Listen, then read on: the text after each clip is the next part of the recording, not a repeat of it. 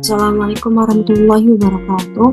Perkenalkan, nama saya adalah Fasil Salsabila dengan NIM 4444220002 kelas 4C.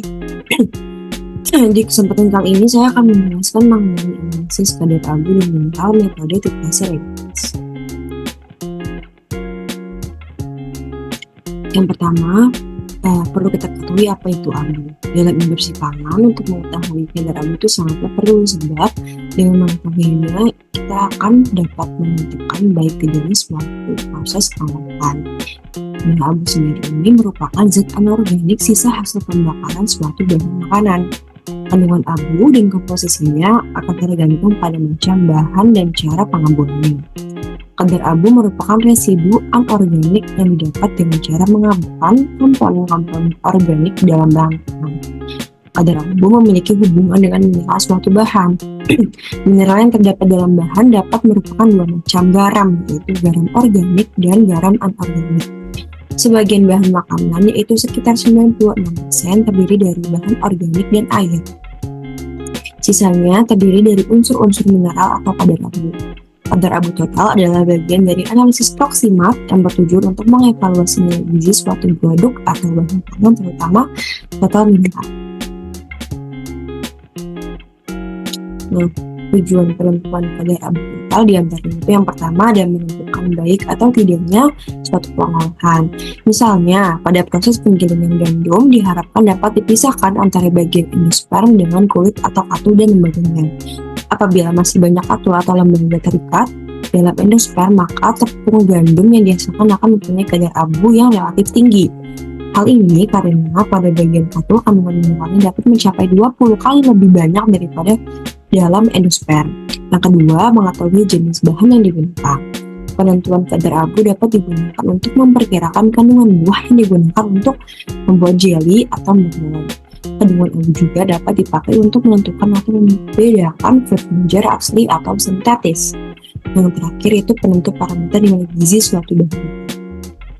Adanya kandungan abu yang tidak larut dalam asam yang cukup tinggi menunjukkan adanya pasir atau kotoran yang untuk prinsip pengabuan sendiri itu ada abu dalam bahan pangan yang nanti ditetapkan dengan menimbang sisa mineral hasil pembakaran bahan organik pada suhu sekitar 550 derajat Celcius sampai dengan 100 derajat Celcius selama kurang lebih 8 jam atau sampai abunya berwarna putih, sehingga unsur utama pembentuk mineral organik itu C, HO, dan N habis terbakar dan berubah menjadi gas. Yang selanjutnya itu apa itu mineral? Mineral adalah unsur anorganik tunggal yang tersebar luas di alam. Pada bentuk inaktif dengan muatan positif atau negatif, mineral berperan dalam aneka macam proses metabolisme pada tubuh, yaitu membuat, mengatur, mengaktifkan, memindahkan, dan mengontrol. Inilah yang disebut dengan peranan fisiologis mineral. Mineral terbagi lagi menjadi mikro dan makro. Yang pertama, makro mineral adalah mineral yang perlukan tubuh dalam jumlah yang besar. Contohnya itu ada kalium, kalsium, natrium, fosfor, magnesium, belerang, dan juga klor. Nah, untuk mikromineral yaitu mineral yang diperlukan tubuh dalam jumlah yang sedikit. Nah, contohnya itu ada besi, seng, iodium, selenium, tembaga, mangan, kobalt, dan kromium, dan juga fluoride. Nah, untuk metode analisis kadar abu dan mineral sebenarnya ada beberapa macam metode. Di antaranya ada kalorimetrik, gravimetrik, titrasi, plasma suhu rendah, elektroda, dan positif. Nah, untuk kalorimetrik itu adalah metode perbandingan menggunakan perbedaan warna. Metode ini itu mengukur warna suatu zat sebagai perbandingan. Biasanya cahaya putih digunakan sebagai sumber cahaya untuk membandingkan absorpsi cahaya relatif terhadap suatu zat. Untuk gravimetri itu merupakan analisis yang didasari dari proses isolasi dan pengukuran berat suatu unsur atau senyawa tertentu. Bagian terbesar dari penentuan secara analisis gravimetri ini meliputi transformasi unsur atau radikal senyawa murni yang stabil yang dapat ditimbang dengan teliti. Kemudian plasma suhu rendah ini metode ini mengoksidasi substansi organik di dalam partikel vakum dan oksigen yang dihasilkan dari medan elektromagnetik. Nah, untuk elektroda ion positif itu adalah salah satu jenis elektrod half-self yang digunakan dalam potensiometri untuk mengukur jumlah ion terlarut dalam suatu larutan. Dan untuk kali ini, saya akan menjelaskan mengenai metode titrasi. Prinsip titrasi atau disebut juga volumetri itu merupakan metode analisis kimia yang cepat, akurat, dan sering digunakan untuk menentukan kadar suatu unsur atau senyawa dalam larutan. Volumetri atau titrasi ini dilakukan dengan cara menambahkan, mereaksikan sejumlah volume tertentu, biasanya dari buret, larutan standar yang sudah diketahui konsentrasi dan pasti yang diperlukan untuk bereaksi secara sempurna dengan larutan yang belum diketahui konsentrasinya. Untuk mengetahui bahwa reaksi berlangsung sempurna, maka digunakanlah larutan indikator yang ditambahkan ke dalam larutan yang dititrasi.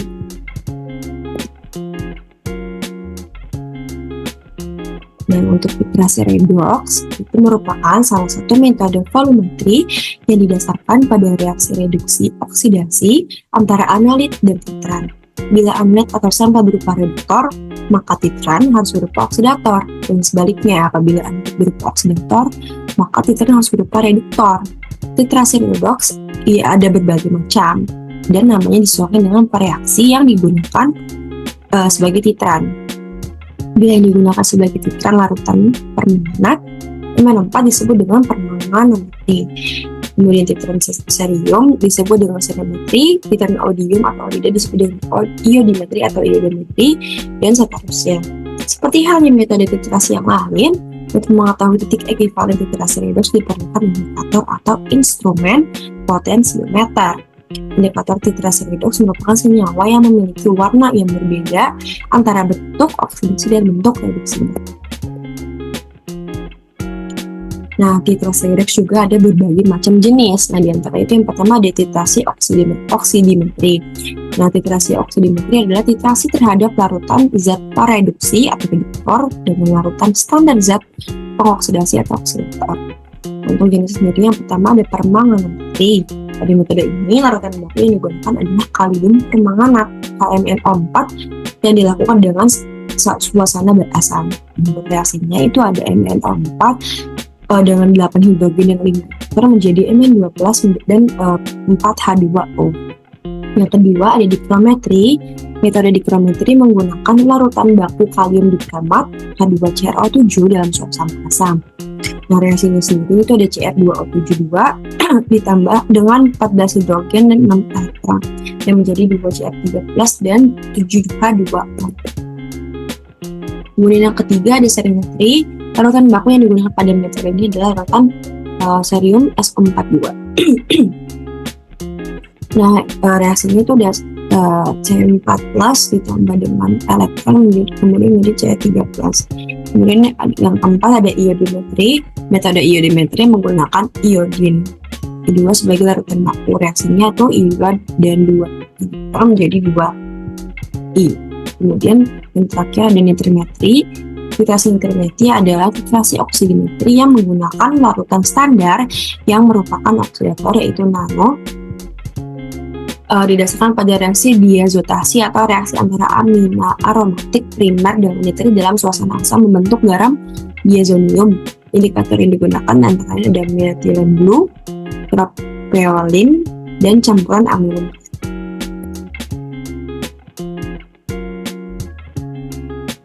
Nah, selanjutnya ada titrasi reduktometri. Nah, titrasi ini adalah titrasi terhadap larutan zat pengoksidasi oksidator dengan larutan standar zat reduksi reduktor. Yang pertama jenisnya itu ada iodometri. Titrasi iodometri menggunakan larutan standar natrium tiosulfat S2O32 yang merupakan reduktor sehingga dalam reaksi titrasi mengalami oksidasi menjadi S4O62 dengan melepaskan 2 elektron. Nah, reaksinya itu ada S2O3 2 menjadi S4O2 dan 2 elektron. Kemudian ada bromometri. Titrasi bromometri adalah titrasi redox yang menggunakan dasar reduksi ion bromat BO3 sebagai titran yang bersifat oksidator kuat menjadi bromida. Nah, untuk reaksinya sendiri itu ada BrO3 dengan 6 hidrogen dan menjadi Br- dan 3 H2O.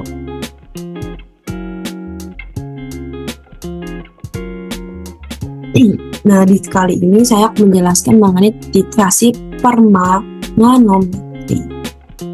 Titrasi permanganometri merupakan titrasi yang dilakukan berdasarkan reaksi atau kalium permanganat. Reaksi ini itu difokuskan pada reaksi oksidasi dan reduksi yang terjadi antara KMnO4 dengan suatu bahan tertentu. Pada reaksi permanganometri ini, ion MnO4 bertindak sebagai oksidator kuat ion MnO4 kembali menjadi ion Mn2+ dalam suasana asam. Kalium permanganat itu merupakan oksidator yang mudah diperoleh, murah, dan tidak memerlukan indikator untuk menunjukkan perubahan warna yang terjadi. Oleh karena itu, setetes larutan KMnO4 0,1 saja sudah memberikan warna merah muda yang jelas. Apabila titik ekvivalen belum tercapai, maka warna tersebut akan hilang ketika kembali dihomogenkan. Pada saat warna larutan mulai berubah menjadi merah muda dan warna tersebut tidak berubah atau hilang, aktif permanen, maka proses titrasi sudah bisa dihentikan atau sudah mencapai titik akhir titrasi. Kalium permanganat itu bukan merupakan larutan baku primer, maka larutan KMnO4 harus distandarisasi, antara lain dengan arsen, oksida, dan natrium oksalat. Permanganometri dapat digunakan untuk penentuan kadar besi, kalsium, dan hidrogen peroksida. Pada penentuan besi, pada biji besi mula-mula dilarutkan dalam asam klorida, kemudian asam besi direduksi menjadi Fe2+. Lalu secara permanganometri, sedangkan pada penetapan kalsium, mula-mula kalsium diendapkan sebagai kalsium oksalat, kemudian endapan dilarutkan dan oksalatnya lalu dikasih dengan permanganat. Permanganat bereaksi secara beraneka karena mangan dapat memiliki keadaan oksidasi. Larutan permanganat berwarna ungu jika titrasi dilakukan untuk larutan yang tidak berwarna, indikator tidak diperlukan. Namun jika larutan permanganat yang digunakan dalam keadaan encer, maka penambahan indikator dapat dilakukan beberapa indikator yang dapat digunakan seperti feroin, asam antranilat. Reaksi antara larutan permanganat dengan suatu bahan reductant dengan mengekstas mangan dengan beberapa jenis bilangan oksidasi, sehingga jumlah bilangan oksidasi mangan yang dihasilkan tergantung pada pH larutan. Nah, larutan kalium permanganat KMnO4 itu merupakan larutan standar sekunder karena larutan tersebut mudah terurai jika terkena cahaya, temperatur tinggi, dan asam atau basa, sehingga larutan kalium permanganat KMnO4 ini harus distandarisasi terlebih dahulu sebelum digunakan dalam analisis kimia. Yang seperti disebutkan sebelumnya, titrasi permanganat ini dapat digunakan untuk menganalisis yang pertama ada besi. Sebagai contoh adalah penentuan kadar besi dalam biji besi. Pertama kali biji besi dilarutkan dalam asam klorida, selanjutnya seluruh besi yang ada direduksi menjadi Fe2+ dengan SN2+. Setelah semua besi berada sebagai Fe2+, maka kadarnya dapat digunakan dengan cara titrasi permanganometri. Dan untuk reaksinya itu ada MnO4 dengan 5H2O2 dan 6 hidrogen menjadi 5N2+ dan 5O2 dan 8H2O. Yang kedua dapat menganalisa hidrogen peroksida. Nah, reaksi yang terjadi itu ada 5Fe2 plus dengan MnO4 dan 8 hidrogen menjadi 5Fe3 plus menjadi dan Mn2 plus dan 4H2O. Nah, yang terakhir juga dapat digunakan dalam menganalisa kalsium. Pertama kali